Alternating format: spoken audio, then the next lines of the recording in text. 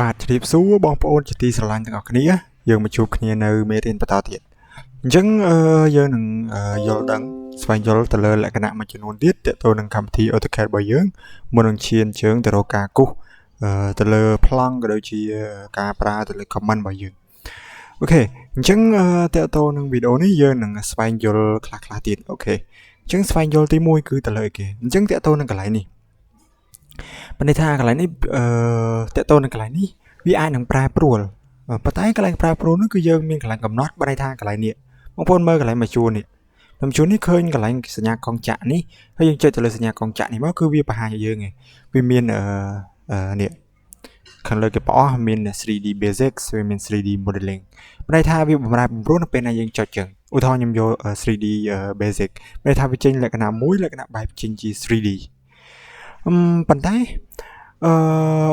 ការគូសប្លង់របស់យើងគឺយើង focus បើន័យថាផ្ដោតទៅលើកម្មវិធី AutoCAD យើងគូសទៅលើប្លង់ 2D បើន័យថាប្លង់ 2D អូខេប្លង់ 2D របស់យើង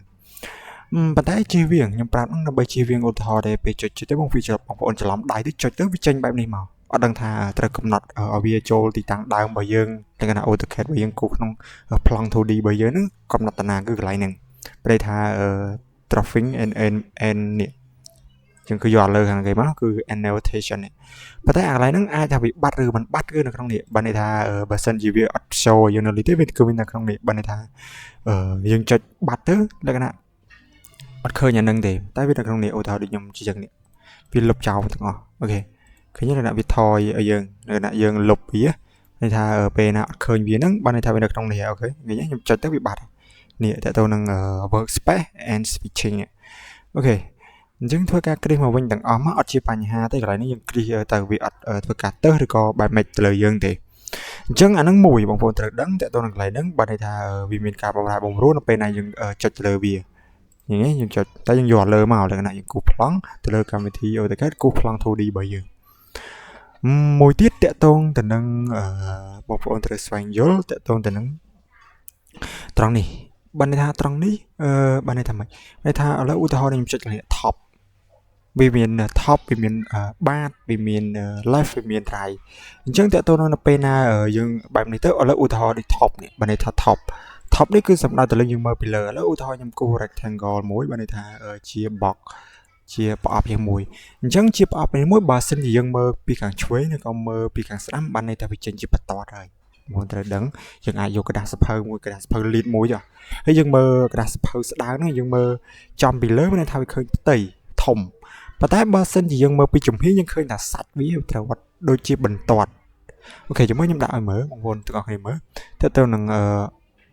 left បាន left ឃើញលក្ខណៈយើងមើលទៅលក្ខណៈដូចជាបន្ទាត់ចឹងលក្ខណៈយើងមើលពីចំហៀងហើយ right យើងមើលពី right ដូចគ្នាពីស្ដាំបានន័យថាពីស្ដាំហើយនៅបើធំបាទបានន័យថាយើងមើលពីក្រោមន័យថាយើងមើលពីក្រោមក៏ឃើញប៉ុណ្ណឹងហើយយើងមើលពីលើក៏ឃើញប៉ុណ្ណឹងអូខេដោយសារឥឡូវដូចกระดาษសភៅចុះមកត្រឡប់តែយើងមើលពីលើក៏ឃើញអញ្ចឹងយើងមើលពីក្រោមក៏ឃើញអញ្ចឹងដែរអូខេពីលៀតហើយតើតូនទៅនេះគឺ back យើងអាចមើលពីក្រោយហើយតើតូននឹងកន្លែងនេះតើតូននឹងពីនេះបានន័យថា top មកដល់កន្លែង back នេះបានន័យថាប្រវែងប៉ុណ្ណឹងហ្នឹង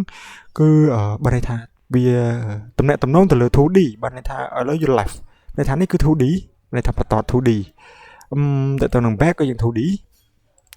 ប៉ុន្តែនៅពេលណាយើងហួសមកក្រោមវាមាន SW ហើយតើទៅនឹង SW មកក្រោមនេះបងប្អូនត្រូវដឹងថាតើទៅនឹងកន្លែងហ្នឹងគឺវាតកតងទៅនឹង 3D បើន័យថាកម្មវិធី AutoCAD របស់យើងក៏មានការគូសចេញជា 3D ដែរប៉ុន្តែយើងអត់សិក្សាទៅលើ 3D ទេបើន័យថា 3D គឺ AutoCAD យើងក៏មានដែរប៉ុន្តែការគូសរបស់យើងទៅពេលណាយើងគូសនៅក្នុង laptop គឺលក្ខណៈវាអត់ smooth ទេបើន័យថាវាអាចនឹងពិបាកគូសឬក៏វាងាយនឹងហាប់ផ្ទុះ file ព្រោះធ្ងន់មែនតើ AutoCAD ធ្ងន់ណាស់ file នៅពេលណាយើងគូសជា 3D បើន័យថាឡាញវាច្រើនន័យថា box ដូចជាឡាញវាច្រើនអញ្ចឹងទៅវាធ្វើឲ្យ file របស់យើងធ្ងន់ជាង 3D គេភាគច្រើនគេអត់ងាយគូសក្នុងកម្មវិធី AutoCAD ទេប៉ុន្តែក៏យើងអាចគូសបានដែរបើន័យថាយើងមាន desktop ឬក៏យើងមានលក្ខណៈណា laptop ដែលយើងមានតម្លៃថ្លៃដែលយើងអាចគូសបានយើងគូសទៅតែខ្ញុំធ្វើការបញ្យល់កន្លែងហ្នឹងដែលបងប្អូនអ្នកគ្នាឲ្យដឹងចុចកន្លែង back របស់នេះតើតើនឹង SW បានន័យថាទិសវាសំដៅទៅលើទិសចុចទៅលើទិសឥឡូវឧទាហរណ៍នេះឃើញលក្ខណៈទិស ในថាយើងចេញជា perspective ในថានេះគឺជាលក្ខណៈ 3D អញ្ចឹងខ្ញុំសូមធ្វើការបង្ហាញ 3D បន្តិចឥឡូវឧទាហរណ៍ដូចនេះអញ្ចឹងខ្ញុំធ្វើការ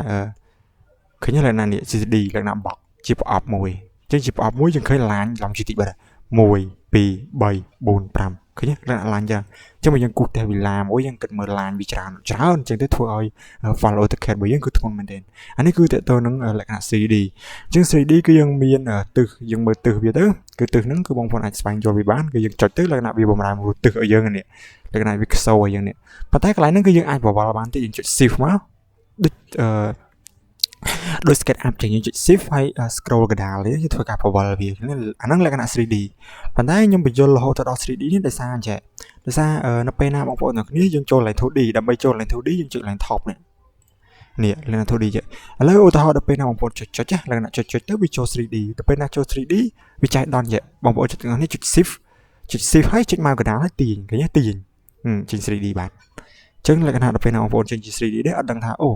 ដើម្បីមិនយើងចេញជា 3D ចឹងធ្វើមិនដើម្បីចូល 2D គូវិញទៅអាចចូលកន្លែងហ្នឹងហើយយកពាក្យថា top នេះលក្ខណៈវាមក 2D របស់យើងវិញហើយមួយទៀតដែរនៅពេលណាបងប្អូនទាំងនេះចុច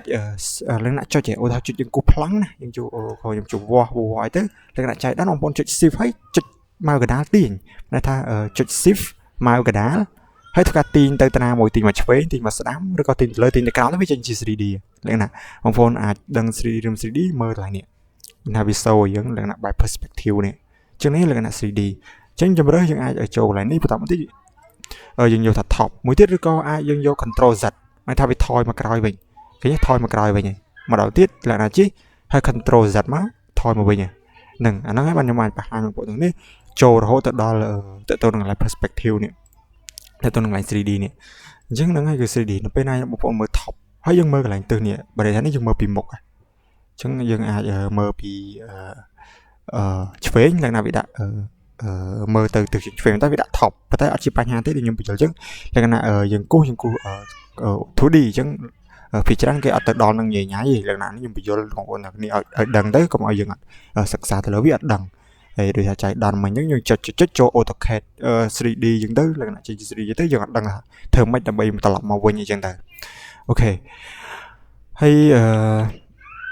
តើតើនឹងកន្លែងនេះក៏ដូចគ្នាដែរលក្ខណៈយើងអាចចុចមើលបងប្អូនចុចទៅលក្ខណៈវាប្រែប្រួលទៅតាមនឹងឲ្យយើងមើលប៉ុន្តែលក្ខណៈការគូសរបស់យើងគឺយើងយកនេះ 2D wireframe បានន័យថាគឺយើងយកលើតែកន្លែងនេះគឺវាអត់ចាប់បាញ់អីសម្រាប់យើងទេលក្ខណៈយើងយល់ដឹងទៅលើវាក៏បានមិនយល់ដឹងក៏បានដែរតែបងប្អូនចង់យល់ដឹងចុចទៅលើវាទៅវាលក្ខណៈប្រែប្រួលផ្ទាំងអេក្រង់របស់យើងគូសហ្នឹងឲ្យយើងមើលហើយអញ្ចឹងបងប្អូនអាចយល់ត្រង់នឹងកន្លែងហ្នឹងហើយអញ្ចឹងវីដេអូនេះគឺខ្ញុំធ្វើការបញ្យល់បងប្អូនតទៅនឹងកន្លែងហ្នឹងហើយក៏បញ្យល់បងប្អូនទាំងអស់គ្នាថែមតិចទៀតតទៅនឹងការស្វែងយល់ទៅលើកន្លែងនេះខ្លះទៀតឥឡូវតទៅនឹងការស្វែងយល់នេះបងប្អូនចូលកន្លែងនេះកន្លែងសញ្ញាព្រួយបាញ់ចុះមកក្រោមទូចមួយនេះអញ្ចឹងចុចទៅលើវាមកគឺវាបង្ហាញឲ្យយើងជាច្រើនប៉ុន្តែជាច្រើនហ្នឹងគឺវាសំដៅទៅលើលក្ខណៈនេះបនិកទៅលើបងប្អូនមើលពេលនេះអញ្ចឹងទៅនៅបនិកចុះខ្ញុំសូមបង្ហាញឥឡូវឧទាហរណ៍ដូចខ្ញុំគ្រីសទៅលើកន្លែងនេះមួយឃើញលក្ខណៈវាចេញអានេះឲ្យមួយអញ្ចឹងបើសិនខ្ញុំដកវាវិញលក្ខណៈវាបាត់អាហ្នឹងអញ្ចឹងឥឡូវឧទាហរណ៍ខ្ញុំដកអានេះមួយចេញឃើញលក្ខណៈបាត់កន្លែងនេះមួយអញ្ចឹងមកខ្ញុំគ្រីសទៅលើវាវិញលក្ខណៈវាចេញនេះវិញអាហ្នឹងគឺមួយជួរនេះបើន័យថាមួយជួរនេះគឺមួយជួរនេះបើន័យថាបងប្អូននេះមួយជួរនេះអូខេហើយប៉ុន្តែមួយទៀតបងប្អូនធ្វើការគ្រីសបែបនេះចោលមកគឺចុចកន្លែងហ្នឹងបន្តមកទៀតយកពាក្យថាshow menu bar ចុចទៅលើ show menu bar មកវានឹងធ្វើ show ឲ្យយើងលក្ខណៈមួយជួរនេះគឺវាមាន file វាមាន edit view insert format tool អូខេបងប្អូនទាំងគ្នាដោយសារមានភាពរញ៉េរញ៉ៃតិចអញ្ចឹងខ្ញុំសូម slash ប៉ុណ្ណឹងយើងនឹងបន្តនៅវីដេអូក្រោយទៀតដោយសារមានសលេងរំខាន